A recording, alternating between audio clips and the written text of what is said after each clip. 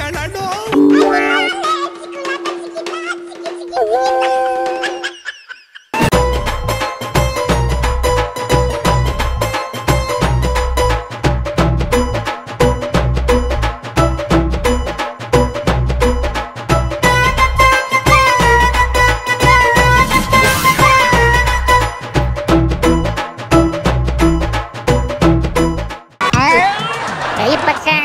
ಎಲ್ಲ ತಲೆ ಮೇಲೂ ಕೈ ಸವರ್ಕೊಂಡ್ಬಿಡ್ತು ಕಣೆ. 3 ಕಡೆ ಗೆದ್ದು ಗ್ಯಾರಂಟಿ ಮಾಡ್ಕೊಂಡ್ಬಿಡ್ತು. ಅಶೋಕ ಹೇಳ್ತಾನೆ, ಇವರು ಪಾಪಿಗಳು, ಕಾಂಗ್ರೆಸ್ನವರು ಪಾಪಿಗಳು. ಈಗ ಯಾರು ಪಾಪಿಗಳು ಅಂತ ಹೇಳ್ತಾರೆ ಜನ? ಇವ್ರನ್ನ ಪಾಪಿಗಳು ಅಂತ ಹೇಳ್ತಾರ ಇಲ್ಲ? ಈಗ ಏನಂತ ಹೇಳಿ ಜನ ಉತ್ತರ ಕೊಟ್ಟವರಲ್ಲ. ಬೈ ಎಲೆಕ್ಷನ್ ಆಗಲಿ, ಮೇನ್ ಎಲೆಕ್ಷನ್ ಆಗಲಿ, ಮುಖ್ಯಮಂತ್ರಿಗಳ ಮಕ್ಕಳಿಗೆ ಟಿಕೆಟ್ ಕೊಡ್ತೀವಿ ಅಂತ ಹೋಗಿ ಆ 2 ಹುಡುಗರು ಸೋಲ್ಸೋವೆ ಕಣ್ಲೆ ಈ ಆಪ್ತಿರು.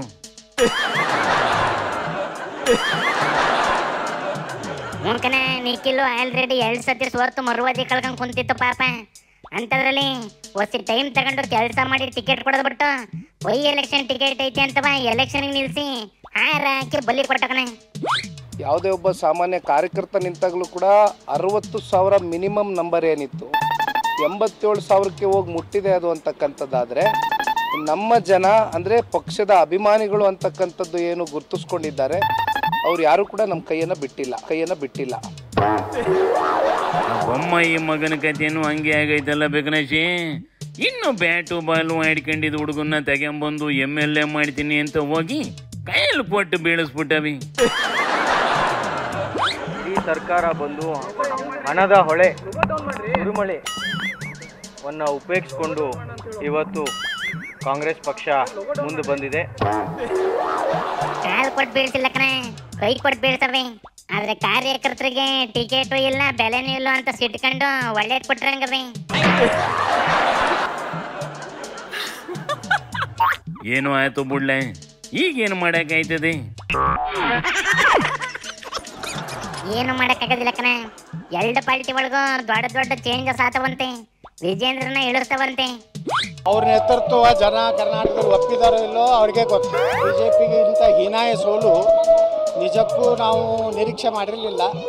ಇನ್ನಾದರೂ ಹೈಕಮಾಂಡು ಈ ಪೂಜ್ಯ ತಂದೆ ಮತ್ತು ಪೂಜ್ಯ ತಂದೆಯವರ ಮಗನ ಮೇಗಿನ ವ್ಯಾಮೋಹ ಬಿಡಬೇಕಂತೇಳಿ ನಾನು ಕೇಂದ್ರ ಹೈಕಮಾಂಡಕ್ಕೆ ವಿನಂತಿ ಮಾಡ್ಕೊತೀನಿ.